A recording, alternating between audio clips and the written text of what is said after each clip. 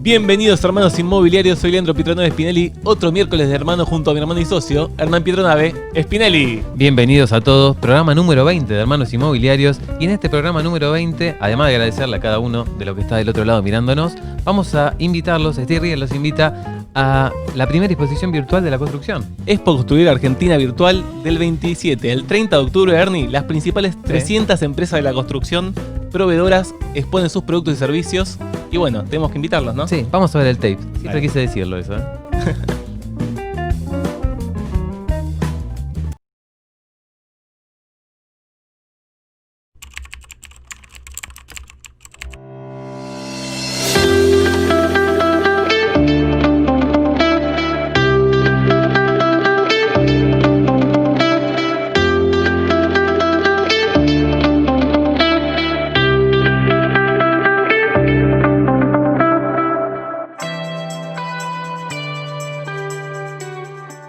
Seguimos con más hermanos inmobiliarios. Dale, Bueno, hermano, metele, dale. ¿qué te pasa, hermano? Dale, pero va subiendo el dólar, dale, metele, quiero presentar rápido la encuesta. Ah, bueno, dale, por favor, léela, dale, Bueno, así. vamos así a lo leer vemos la y encuesta no del sube programa la- anterior de cada uno de los colegas que Dale. respondió, ¿te parece? Antes Por de que el favor. dólar siga subiendo, por favor.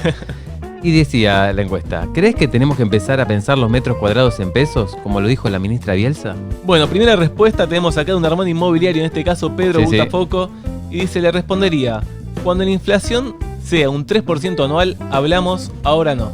O sea, bueno, lo que dice Pedro es que, bueno, recién va a estar dispuesto a hablar con la ministra cuando la inflación sea de un solo dígito. Así que, bueno, ministra, todavía Pedro no lo va a atender. No, y qué 3%, ¿no? Ah, qué utopía. Bueno, seguimos con el siguiente de los mensajes, que Dale. es de Oscar Mariño, de Buima Propiedades. Acá tenemos los dos socios, ¿eh? Así que después vamos Sí, a pasar el después pasamos chivo, la ¿no? tarifa, sí. Dice, hoy el metro cuadrado vale alrededor de 36.000 pesos. Un año atrás valía aproximadamente 13.000. Tenemos que pensar en el metro cuadrado como unidad de ahorro. Hay que encontrar un medio de ponderación.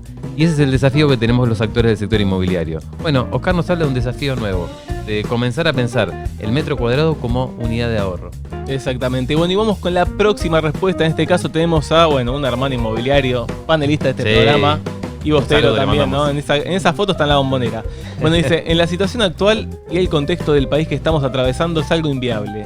No es algo cultural, sino un resguardo Exacto. de valor. Bueno, acá César lo que hace, bueno, es obviamente destacar una de las premisas que siempre decimos, ¿no? Es un resguardo de valor, o sea, no Sí. parte de algo cultural y que queremos o no queremos al dólar por ser norteamericano, sino justamente de que la gente resguarda su patrimonio en una moneda fuerte y eso busca. Exactamente. Vamos con el siguiente, que es de Sergio Mato, de Cuevas Propiedades. El fan número 2 siempre está presente. Siempre ¿eh? presente. Siempre. Sí, sí. Dice, se puede pensar en pesos.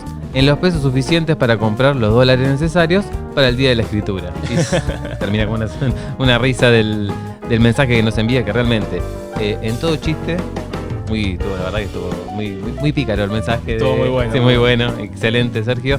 Y es la verdad, solo se puede pensar en la cantidad de pesos necesarios para llegar al día de la escritura y comprar los dólares. Todo chiste tiene una cuota de verdad, en este Sí. caso el 100%. ¿no? 100%. Bueno, acá vamos con la próxima respuesta entonces. Tenemos a Roberto Arévalo de Arévalo Inmobiliaria, bueno, el expresidente de la Cámara Sí. Inmobiliaria, lo tuvimos acá sentado en Hermanos Inmobiliarios. Exactamente. Y Roberto nos dice, impensable, no existe hoy moneda, vivimos en crisis de desconfianza, sin reglas claras e inseguridad jurídica, sin señal de rumbo. La ministra quiere que pensemos y eso hacemos, pensar. Es lo que Tremendo. estamos haciendo. Exactamente. Clarísimo el mensaje. Clarísimo ¿no? mensaje, o sea, los pesos no le dan seguridad a nadie, así que bueno, por eso pensamos las propiedades en dólares. Seguimos con Luis Roacio, de Roacio Grupo Inmobiliario, gran amigo, que nos dice, el pensar en la moneda nacional es para los países que tienen moneda, no es nuestro caso.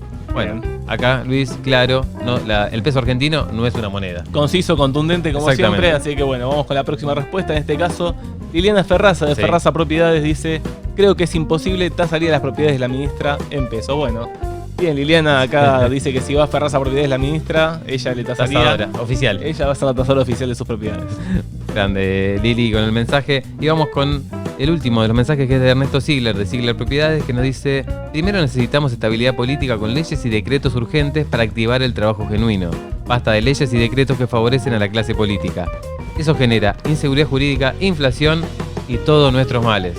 Bueno, opinión que viene desde San Martín, Sí. provincia de Buenos Aires, y Ernesto nos dice que falta justamente estabilidad política y que las leyes, los decretos, en verdad que sean enfilados para el sector privado, no siempre para el sector público. Así es imposible pensar en pesos, nos dice. Exactamente. Ahí recién, cuando haya seguridad jurídica, cuando haya Sí. certidumbre, vamos a pensar los metros cuadrados en pesos. Pero Ernie, ¿te acordás del Notimeme inmobiliario? Por supuesto, como de acuerdo. ¿Querés presentar uno? ¿Vamos con una entonces? Dale. Dale, vamos a ver.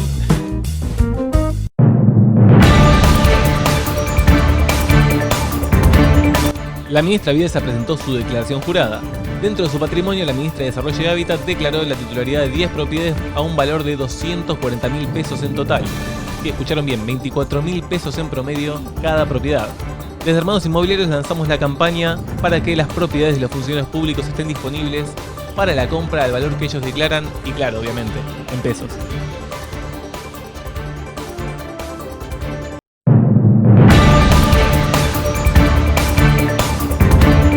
Kicillof en problemas con el lenguaje. Del creador de la economía de los Estados Unidos está dolarizada, llega un nuevo estreno bonaerense en plena pandemia. Dijo: hay una especie de cultura del machismo porque se llaman los dirigentes de la provincia como varones del conurbano. El gobernador confundió el género con el título nobiliario. A ver, estimado Axel, brindamos con este varón B, recontra Brut, por este nuevo furcio y estreno.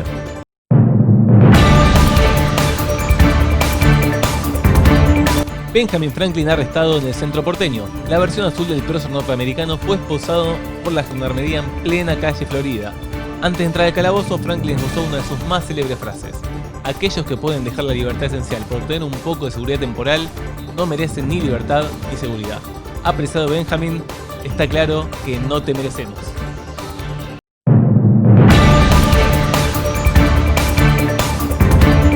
Continúa la guerra contra el latifundio en la Argentina. Emulando a Chávez y a Mao, el militante popular Juan Grabois continúa con su accionar violento en pos de la reforma agraria.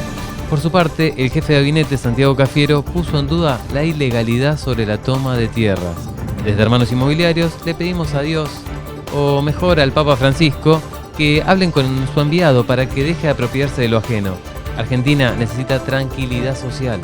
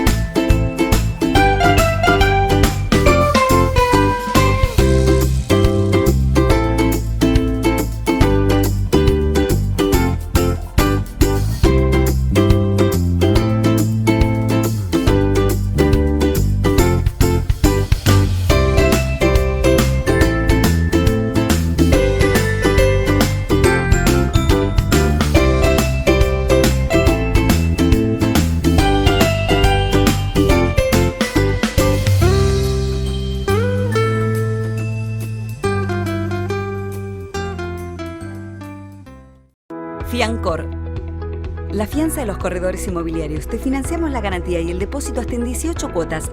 No corras riesgos. Operá con corredores inmobiliarios matriculados. Conócenos ingresando a fiancor.com.ar. Fiancor, garantías para alquilar.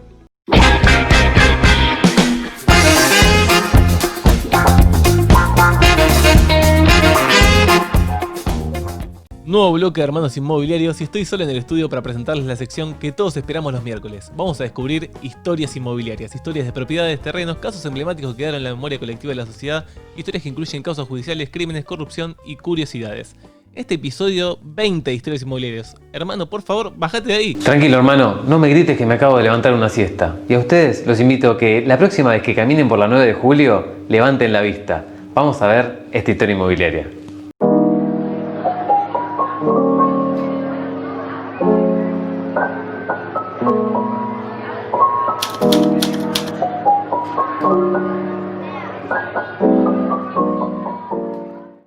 Don Rafael Díaz nunca imaginó que su esfuerzo iba a traducirse en un sueño realizado.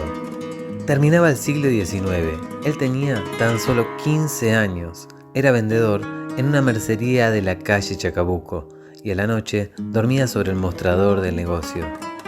Don Atilio, su empleador, ante el empeño que veía en Díaz, le auguró: «Usted va a ir al paraíso, Rafael. Usted tiene un chalecito reservado en el cielo». Ese fue el origen del chalet que se levanta en la cima del edificio de Sarmiento 1113, que se asoma sobre la avenida 9 de Julio y que tiene como vecina la mismísima punta del obelisco porteño. Ahora está casi escondido bajo carteles publicitarios. Son pocos los ángulos desde los cuales se lo puede ver. Cada tanto, algún peatón que cruza la gran avenida cree descubrirlo. ¿Y eso? ¿Qué loco hizo un chalet de ahí arriba? ¿Quién vivirá ahí? Y no, vivir ya no vive nadie. Ahora funcionan oficinas, pero hace muchos años, sí.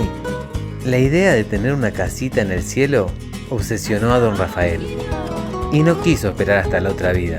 Un día, él iba a tener un edificio de 10 pisos, en el que solo se vendían muebles, coronado por un chalet normando, como uno que había visto en Mar del Plata. En el año 1927 terminó de construir su gran sueño. Inauguró Muebles Díaz, que se convirtió en una de las grandes tiendas de Buenos Aires. Todo el mundo la conocía como la mueblería del chalecito. Rafael viajaba en tren todos los días. Vivía en Banfield y no podía volver a almorzar. Entonces creó allí un segundo hogar. Comía en la primera planta, hacía una siestita, ni muy corta ni muy larga, y volvía a trabajar. Su chalet no solo rascaba la panza del cielo, en días claros permitía ver la costa del Uruguay. Le gustaba mirar la ciudad. De esas ventanas, el señor Díaz vio bloque por bloque cómo levantaron el obelisco en el año 1936. También fue testigo de la apertura de la 9 de julio. Nada de eso estaba cuando él llegó. Sí, escucharon bien. Cuando él llegó, no estaba ni el obelisco ni la 9 de julio. Tampoco estaban las publicidades. Y Rafael tuvo una de las primeras que engalanaron la principal avenida porteña. Don Rafael era un verdadero adelantado. En 1929 compró una antena de radio y lanzó la frecuencia de AM630, Broadcasting Muebles Díaz, que desde el chalet me echaba promociones de la casa con temas musicales. Cuando la radiodifusión se comienza a regular en el país, Díaz no estuvo dispuesto a pagar un solo peso por la radio y cedió su antena a una emisora en ciernes. Resultaron ser las primeras transmisiones de Radio Rivadavia. Tan ambicioso era Díaz que, para que tengan un ejemplo, en una oportunidad para un cumpleaños de su esposa le regaló el Hotel Riviera de Mar del Plata. En los años 40 y 50, el negocio fue una de las mayores mueblerías de toda Latinoamérica. Muebles Díaz crecía a un ritmo sideral con la venta a crédito y por catálogo. La decadencia llegó cuando las grandes tiendas por departamento dejaron de ser íconos de Buenos Aires. Don Rafael falleció en el año 1968. El negocio quedó en manos de sus hijos y hacia fines de los años 70, los pisos se comenzaron a alquilar para otros usos. Cuando él edificó, La calle era muy angosta y no había ángulo desde el cual se pudiera divisar la casita. Tuvo suerte, o ayuda desde lo alto, porque se abrió pronto la 9 de julio y el chalecito pasó a ser parte de la típica postal de Buenos Aires. Hoy, para llegar al chalet, hay que subir por ascensor. En la planta baja funciona la administración del edificio. En el primer piso, oficinas con alfombra gris y muebles modernos. El techo es de teja francesa. El comedor conserva el bow window con vitrales. Sobrevivieron las baldosas con arabescos del baño. Al último piso, que se llega por una escalerita caracol, está vacío. Este chalet se mantiene oculto detrás de los carteles luminosos más famosos de Buenos Aires y detrás del perfil bajo de la familia Díaz. En el año 2014, un canal de noticias intentó montar base para transmitir los festejos de la final Argentina-Alemania en el Mundial de Brasil. Suerte que la familia dijo que no, era por abajo. También unos documentaristas suecos quisieron hacer una película de chalet y tampoco lo consiguieron. De hecho, una compañía aérea extranjera ofreció un cheque en blanco para hacer un festejo de fin de año con su cúpula jerárquica. Y nada de nada, la familia tampoco quiso. Y así los porteños terminaron desconociendo la rica historia de esta casita. Cada tanto alguno se sorprende y dice: ¿quién habrá sido el loco que se hizo semejante chalet en la punta de un edificio y asomándose a la 9 de julio? La obra no fue idea de un Gaudí criollo, ni de un artista megalómano y sofisticado con pretensión de inmortalidad. La idea fue de un mueblero valenciano que solo quería dormir la siesta.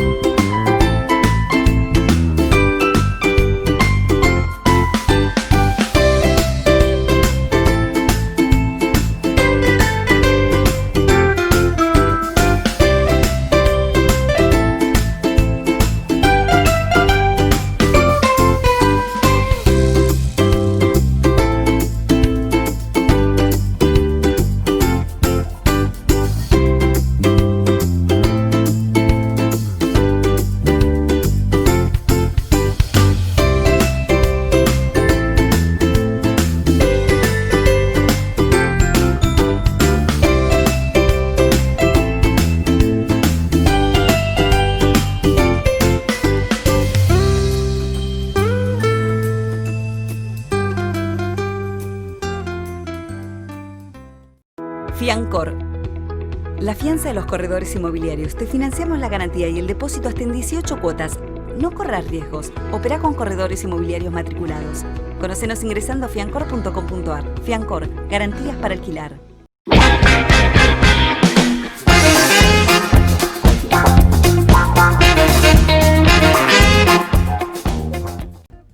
Último bloque de Hermanos Inmobiliarios. Bueno, hermano, me encantó la historia de hoy, la verdad, un chalet para dormir la siesta. Un chalet para dormir la siesta, pero esperemos que se levante de la siesta el mercado inmobiliario dentro de poco. ¿Por qué no se lo preguntamos al invitado que tenemos hoy? Es graduado en la Universidad de Buenos Aires, arquitecto. Exactamente, fundador de Reporte Inmobiliario. Porteño y cuervo desde la cuna. Eso es lo más importante. Le vamos a dar la bienvenida a un nuevo hermano inmobiliario con nosotros, José Rosados. Hola, ¿qué tal? ¿Cómo estás? ¿Qué tal, José? ¿Cómo estás? Un gusto, la verdad, un placer estar acá. Un cuervo en esta poltrona de Hermanos Inmobiliarios. Porteño, como dijiste, de Boedo, del sur de Buenos Aires. del mismo barrio somos. Por elección, aparte. Ah, por elección. elección. ¿Por qué por elección? ¿Cómo fue? Por elección, porque nunca me fui. O sea, mi familia, nací justamente en otro barrio de la Competencia, en Parque Patricio, en la maternidad Sardá. Son primos igual. Mi familia, parientes más lejanos, lejanos. pero mi familia vivió siempre por ahí y yo Después podría haber elegido otro lugar, pero decidí Los seguir colores, en tiraron el los barrio. colores ahí. La identidad, el barrio, la vida de barrio, El la tango, cosa los cafés, ¿no? me gusta. La escala, esa vida, ese intercambio que había, que todavía con diferencia, pero La sigue manteniendo. existiendo. Pero ¿dónde emergió Reporte Inmobiliario que vamos a ver ahora? ¿Cómo surgió? ¿Cómo surgió la idea? ¿Cómo te lo creaste? Mira, Reporte Inmobiliario surge a partir de una necesidad concreta. Sí. Teníamos en ese momento Germán Gómez Picasso, mi Sí. socio, también arquitecto, y yo. Y a partir de una crisis. O sea, esto es trillado, cuando se dice una crisis es una oportunidad de ver, pero la verdad que fue Se así. fue así. Sí, sí. Fue a partir de la crisis del 2001, ¿sí? De la devaluación, después de años de convertibilidad, una crisis muy fuerte, varios presidentes, todo también Sí, sí, sí. una situación de inestabilidad que se vivió en ese momento. Y nosotros trabajábamos en una empresa tasadora en ese momento que hacía tasaciones para bancos, para créditos hipotecarios, ¿no? Y nosotros éramos los auditores de esas tasaciones. Entonces se necesitaba información, Claro. se necesitaba datos. Ajá. Y la verdad que no lo sabía. Y entonces en ese momento pensamos, y dicen, bueno, la verdad que nosotros lo necesitamos. ¿Por qué no ponemos a pensar, a recopilar, a trabajar datos? Y así fue como empezamos, ¿eh? No era un objetivo, digamos, llegar a donde llegamos, o sea, Esa era la próxima pregunta. ¿Fue el proyecto que soñaron o superó las expectativas? Yo creo que la superó, o sea, en su momento nosotros pensábamos como un apoyo, todo esto, a nuestra propia tarea como evaluadores y como, digamos, hacíamos estudios de mercado que nos sirviera de manera accesoria a eso. Y después la verdad que tomó su propio vuelo, porque esto también les sirve a un montón de gente. Nos dimos cuenta de eso, esos datos, o sea, les sirven a un montón de gente. ¿Ustedes sentían que les faltaba esa información en el mercado para poder hacer su trabajo en aquel momento, cuando la pensaron? Exacto, faltaba que estuviera concentrada, faltaba que estuviera trabajada de una manera organizada, estadísticamente planteada, con metodología, que eso fuera consistente, que se mantuviera en el tiempo. En ese momento, o sea, algo que es ahora habitual, las cifras de escrituraciones. Sí. O sea, nosotros para obtenerlas tuvimos que presentar en su momento una carta al registro de la propiedad porque no eran públicas. Mirá. O sea, fíjense, ahora ya es habitual, Sí, ahora la información digamos, sobra. todos los meses el Colegio Escribano lo da. Y no estábamos hablando tanto tiempo atrás, estamos hablando de 17, 18 años atrás. ¿Y a partir de qué momento sentiste de que Reporte Inmobiliario se convertía en una fuente recurrente de los medios de comunicación, de los profesionales, instituciones? Yo te digo que a partir de que empezó cada vez más a haber más consultas, nos llegaban mails, nos decían, porque esto empezamos nosotros a recircularlo en realidad entre los amigos a través de mails. Y a su vez después ellos lo recirculaban a otros, y a partir de eso y empezó a crecer. El boca a boca. Boca a boca, Mirá. y era, vos decís, me acuerdo, porque nosotros teníamos un contador de visitas, ¿no? Y de repente mandábamos el mail. Era muy común en esa época. Claro, y me acuerdo, de pero los me sitios. acuerdo, mandábamos el mailing los lunes, que lo seguimos haciendo, y veíamos, wow, 12, wow, 15, decíamos, y estábamos contentos, qué bueno, hay 15 personas leyendo, digamos, nuestro contenido. Bueno, y lo hicimos un poco también así, ¿no? De idealistas en ese momento también. En esta era moderna, ¿no? De donde abunda la información, ¿no? Y escasea el conocimiento. ¿Cuán importante es la tasación para vos de un profesional matriculado? Yo creo que la tasación es clave, hacer una tasación. Y hacer una tasación como corresponde, con los fundamentos. Y no solo es hacerla en todo ese proceso. Siempre digo, la tasación justamente es un proceso que empieza desde que uno toma el primer contacto con el que lo pide la tasación. Hay que empezar a descubrir cuál es el interés concreto La por el necesidad, cual está pidiendo para justamente después responder objetivamente a esa inquietud, a ese pedido. Después, siempre digo, es un verdadero estudio de mercado, la tasación, que además tiene el valor de esa propiedad. pero es un estudio de mercado y que tiene que estar comunicado eficientemente y con el lenguaje adecuado a cada uno de los receptores. Obviamente, si es para un banco, si es para alguien sofisticado, habrá que explicárselo de determinada manera adecuada a ese que lo va a recibir. Y si es alguien no habitual, que no participa del mercado, que es alguien que quiere vender su casa, su departamento, en Boedo, Parque Patricio, en Mataderos, hay que sentarse y hay que explicarle los por qué, con ejemplos, con cosas que pueda comprender, para tomar la decisión. O sea, por eso no termina en dar un valor. No es un número. Hay que explicar cómo se llega a ese valor, ese número, ¿no? Y hay que fundamentarlo. Claro. Tiene que estar fundamentado de una manera objetiva y clara. Hay que dejar en que yo lo sé, porque yo lo sé, no y porque lo digo yo. Eso claro. no sirve y cada vez menos gente lo cree. Realmente. No es una multiplicación metro cuadrado por valor, sino que ni mucho menos. Intervienen tantos elementos en una tasación, como bien lo dijiste, José, al comienzo. Interpretar primero al usuario. ¿Qué usuario es el que lo tiene que recibir para interpretar qué tipo de tasación se necesita y también llegar al objetivo que el usuario necesita? El cliente en este caso. Exactamente. Exacto. Ya te digo, es un trabajo muy lindo. La verdad que es muy lindo, muy apasionante porque hace investigar. Hay veces que son, digamos, propiedades complicadas que hay muy poco mercado y que bueno, entonces hasta a veces hay que elaborar una metodología de acercamiento para el valor realmente, ¿no? De cómo realmente, quién sería el verdadero interesado en comprar ese tipo de propiedad, de qué manera, todo eso es también muy apasionante. Perfecto. Y ahora, bueno, por un momento vamos a pedirte que te pongas el traje de bancario, ¿no? Nuevamente.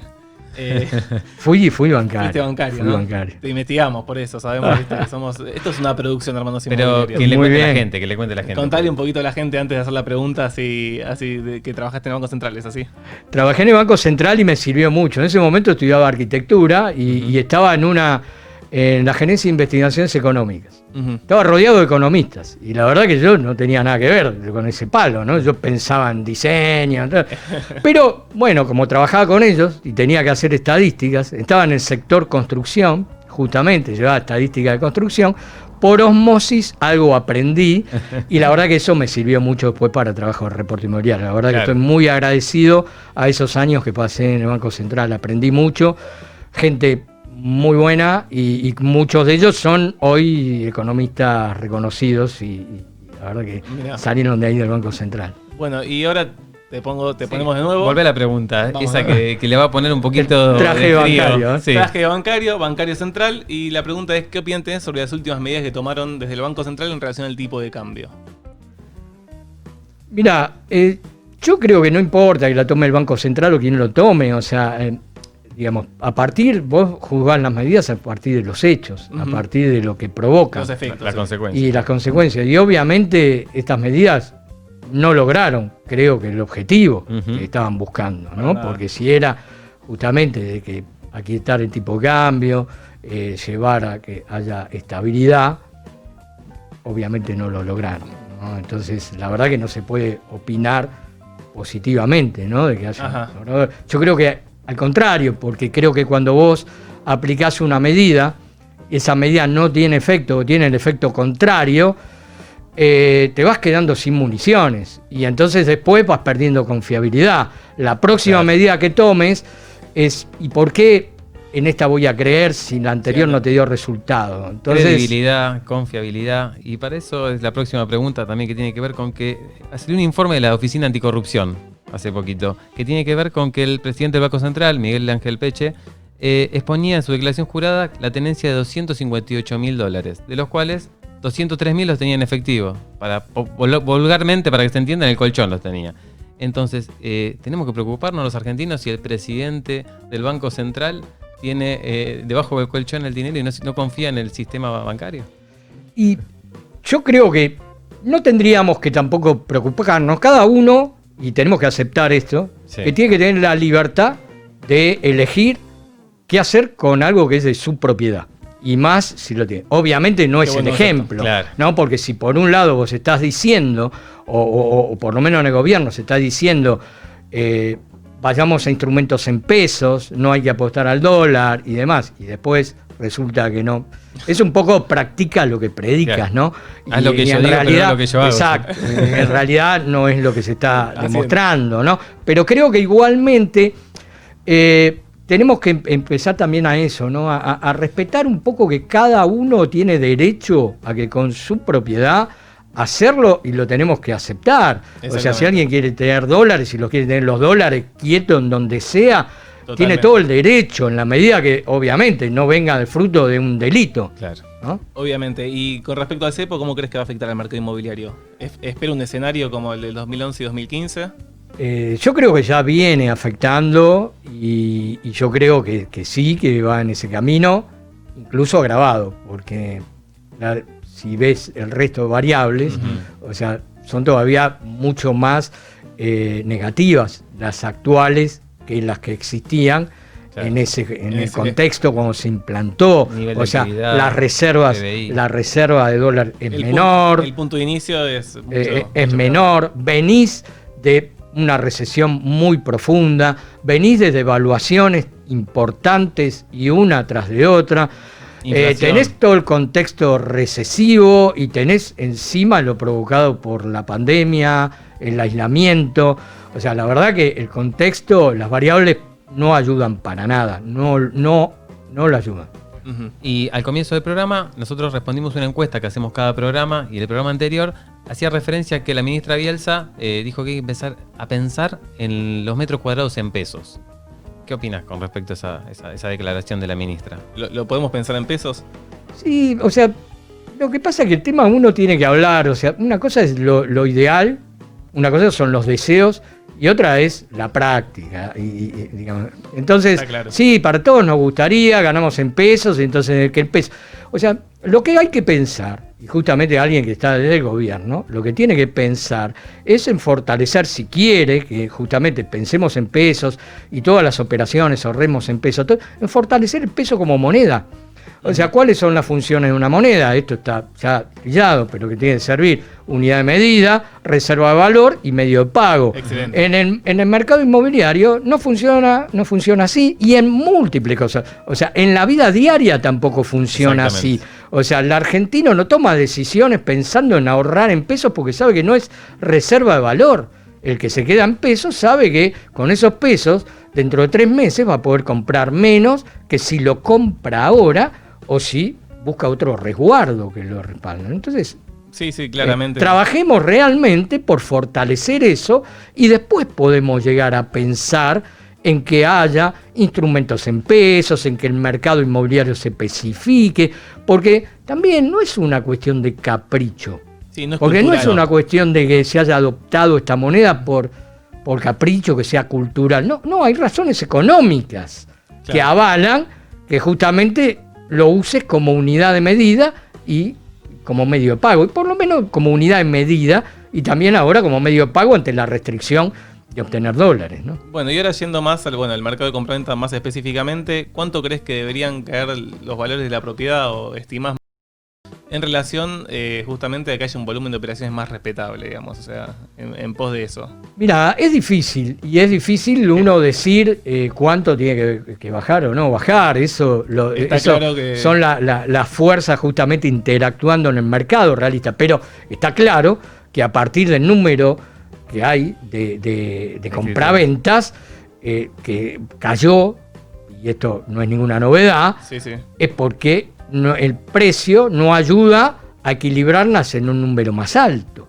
Entonces, sería lógico pensar que al un precio menor, el número de operaciones subiría.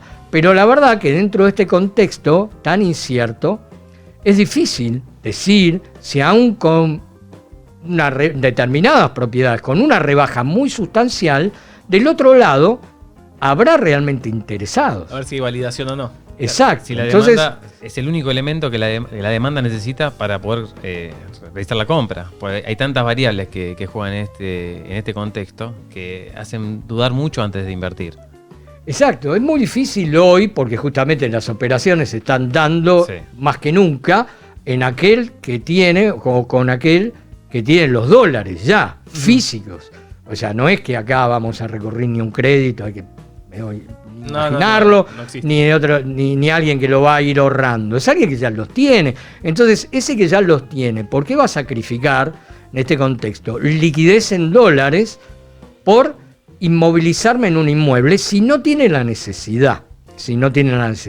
Ahora bien, yo creo que lo que hay que apuntar, y acá es un trabajo del mercado, y es justamente el trabajo del broker inmobiliario, ¿no? Del corredor inmobiliario, concretamente, que tiene que trabajar en empalmar el recambio. Yo creo que hay una oportunidad en el recambio para el que necesita, a partir justamente de todo lo vivido con respecto a la pandemia, que necesita más superficie descubierta, y que de repente por ahí tiene un 2 ambientes y tiene $20.000 ahorrados. Entonces decir, bueno, a ver, descubrir la posibilidad que ese señor por ahí puede cambiar ese 2 ambientes, poner 15.000, cubrir todos los costos y cambiarse a un 3 ambientes, y con eso vivir con más superficie.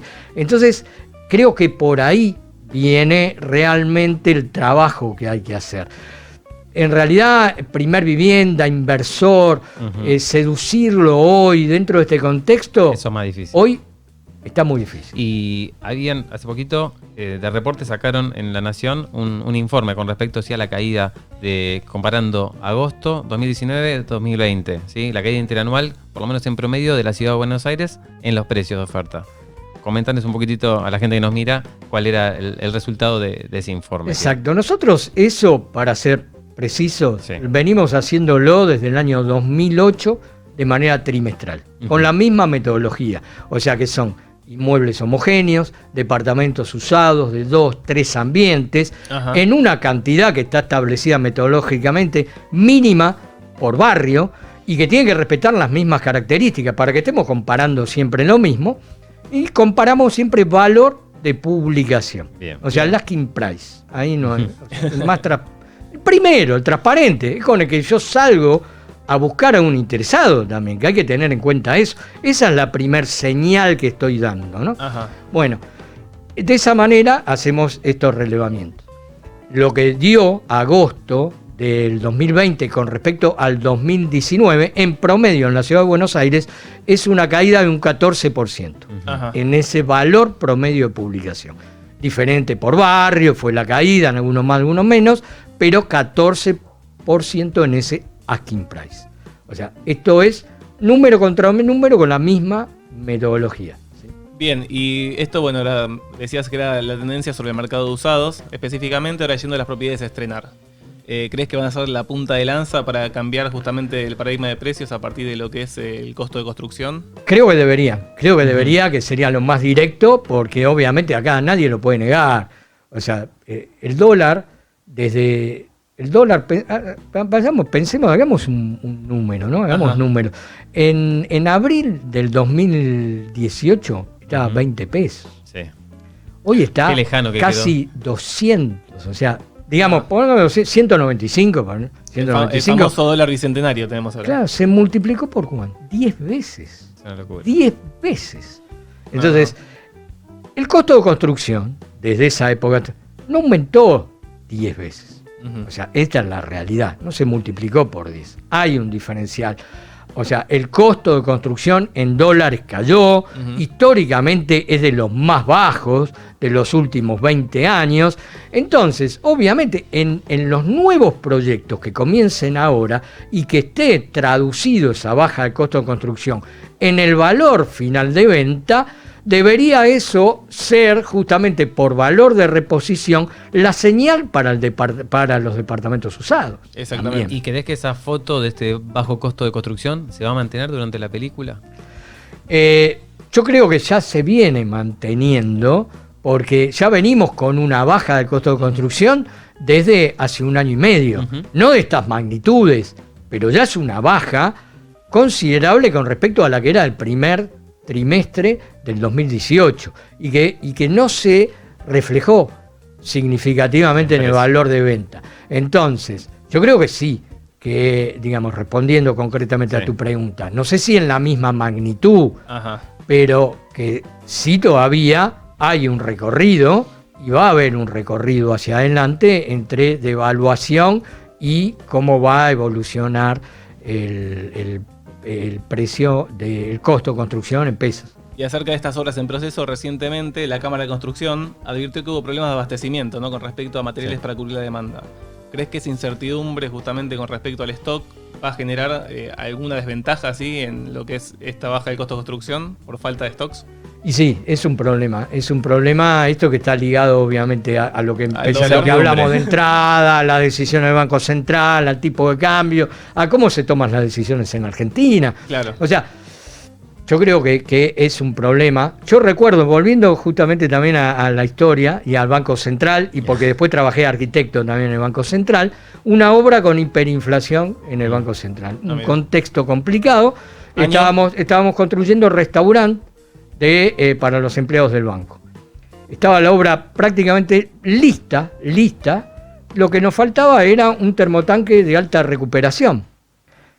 Y faltaba y no aparecía. Y el proveedor, y digo, te voy a tener que aplicar punitorios. Y dice, pero no puedo. Voy con la plata, lo quiero comprar, está en stock y no me lo venden porque dice, si con los que vos me pagás, yo no sé si yo lo voy a poder recuperar al día siguiente. Ajá. Entonces, ahí hay una complicación. Total. Y entonces esto es una rémora, si querés, pero empieza a pasar este tipo de cosas. Empieza a ver esta dificultad. Yo vendo esta mercadería y yo no sé si con lo que recibo hoy, después hay una devaluación fuerte en el medio, me aplican y no lo puedo recuperar. Miedo a la historia argentina, ¿no? Y hablando de miedo a la historia argentina y cosas que se repiten, ley de alquileres, ¿no? ¿Cómo la ves? ¿Qué impacto estás viendo? Bueno, algunos análisis obviamente están haciendo el reporte mes a mes, pero bueno, queríamos escuchar tu expresión con respecto a la ley. ¿Crees que era una medida necesaria?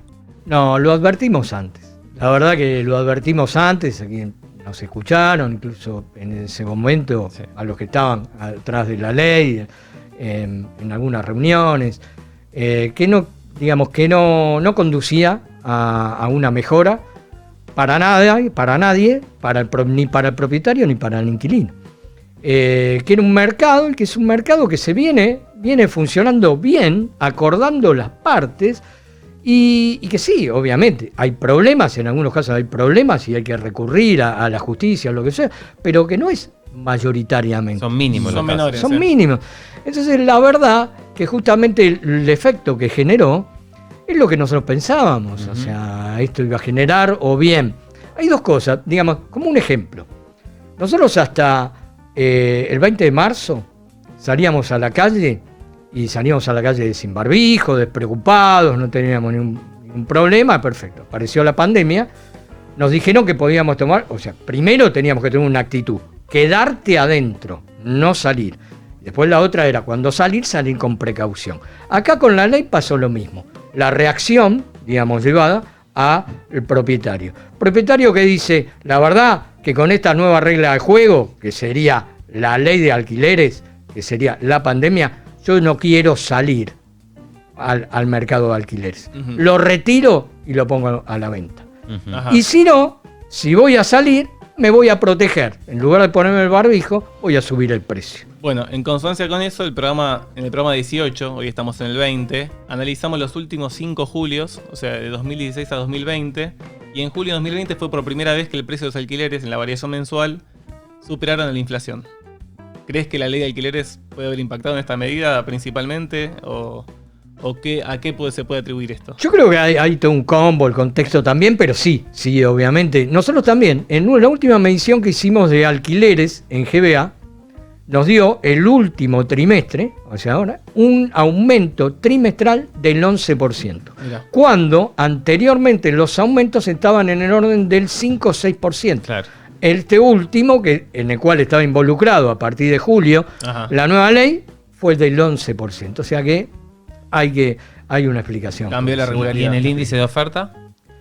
Y en el índice de afuerte ese lo lleva muy bien Soledad Balayán, la verdad que ella lo lleva, nosotros no lo llevamos con esa meticulosidad, lo descontinuamos, lo llevamos en una época. Le mandamos un saludo de acá. Sí, Perfecto, ella lo hace muy bien, hay que valerse de lo que lo hacen bien, y bueno, obviamente también se ve, ¿no? Como cae la oferta de alquileres y sube también dramáticamente lo que es la oferta de venta. Y con respecto a septiembre, hay un 16% menos con respecto. La caída interanual fue un 16% con respecto al 2019, septiembre contra septiembre. Claro, fíjate que acá hay un efecto innegable que es, para el propietario, el riesgo aumentó con esta nueva ley.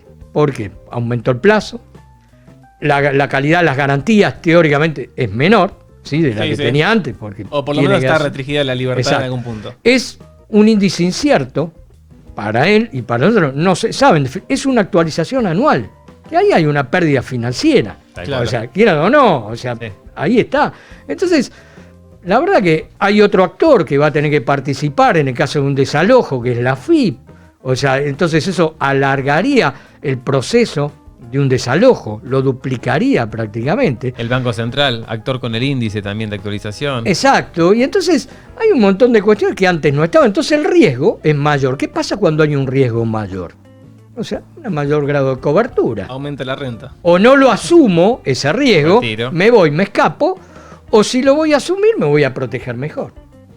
Bueno, y bueno, ¿será José mirando estos programas? Y no sé si alguno por ahí estuvo chusmeando, mirando. ¿Viste nuestros programas, José? Sí, vi uno, lo vi muy dinámico, muy interesante, muy bueno, la verdad me gusta. A ver, te vamos a tomar examen. ¿La historia inmobiliaria que más te gustó? Fue por la cuestión, digamos, también de en aquella época, lo que se dio, lo que vivimos todos, la de Maral.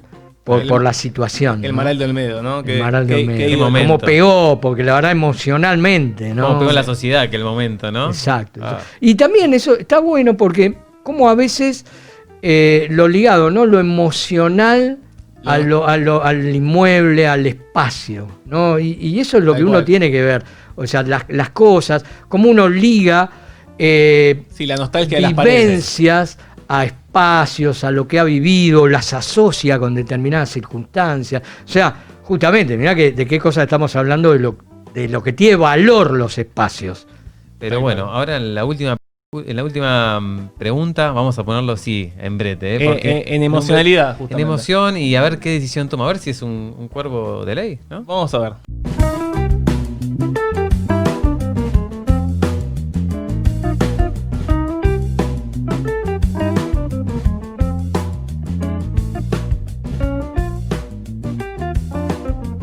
Bueno, José, pregunta de destino inmobiliario. En la pregunta de destino inmobiliario hay 2 sobres, detrás de cada sobre hay una pregunta. Y acá te ponemos un umbrete, porque estamos en un contexto de pandemia, ¿no? Crisis, inestabilidad, y parece que hay uno de estas 2 camisetas que tenés, que es la de San Lorenzo y la de Reporte Inmobiliario, que desaparece. Entonces, y otra subsiste. Acá tenés que elegir la que subsiste. ¿Cuál subsiste? ¿La camiseta de San Lorenzo o la de Reporte Inmobiliario? Es como una pregunta ética.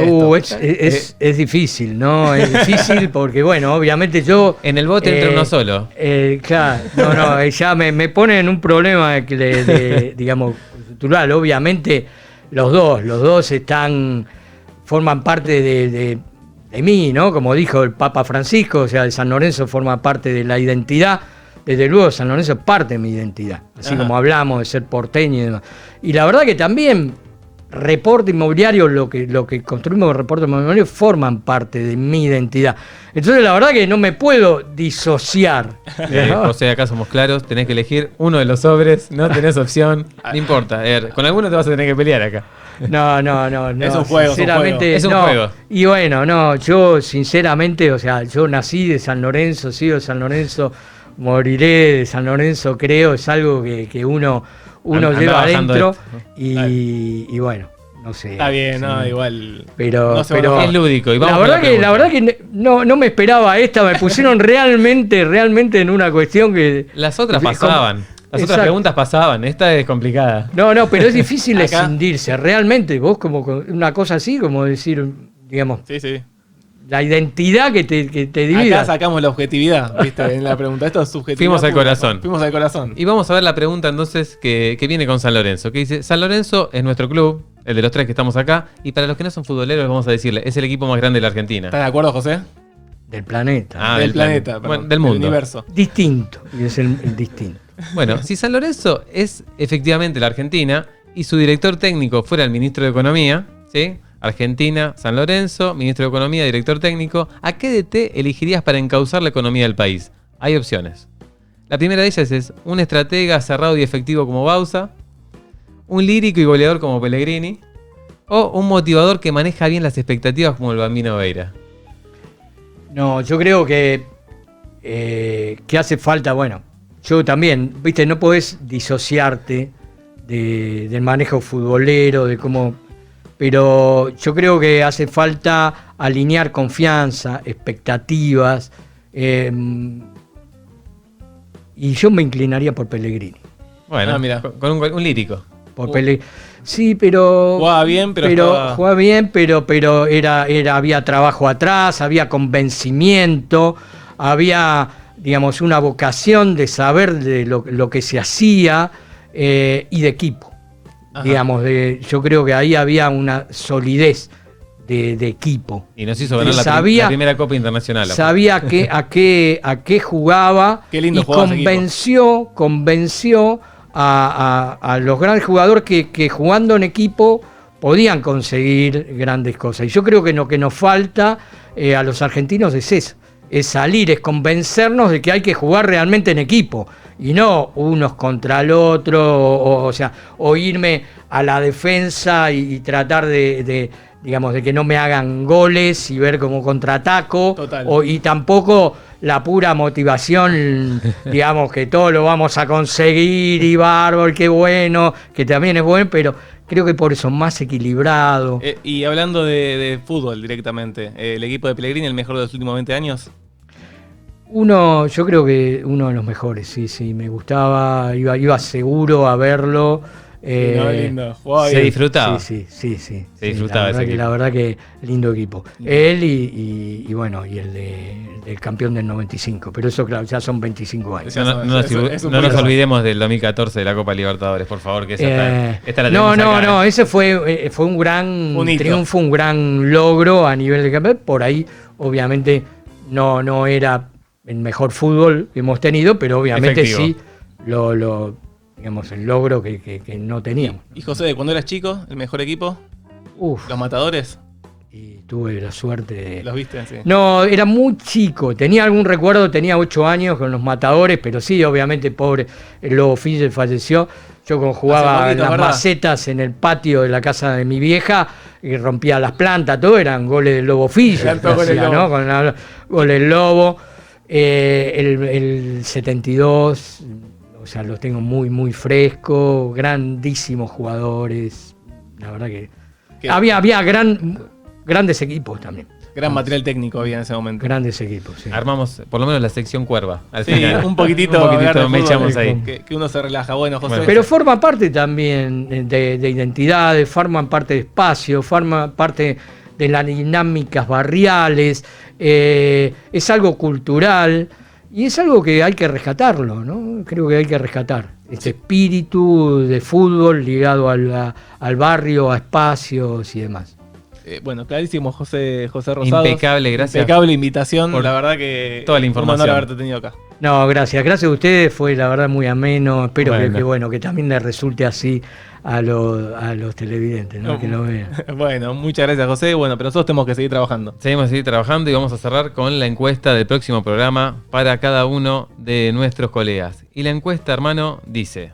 ¿Qué medidas debería tomar el gobierno para frenar la escalada crónica que tiene el dólar? Bueno, y ahí van a responder Hasta los 3. inmobiliarios. Le damos 3 medidas, que no Sí. se vayan mucho Máximo por las 3, nubes. pues necesitamos Sí. como más de 10 seguro, Sí. pero con 3 estamos bien. Así que bueno, hermano, se terminó el programa número 20 de Hermanos Hermanos Inmobiliarios. Exactamente, esperemos que les haya gustado. Nos vemos la próxima semana, como todos los miércoles 19:30 horas por el canal de YouTube de Stay Real TV. Gracias por estar ahí. Hasta la próxima.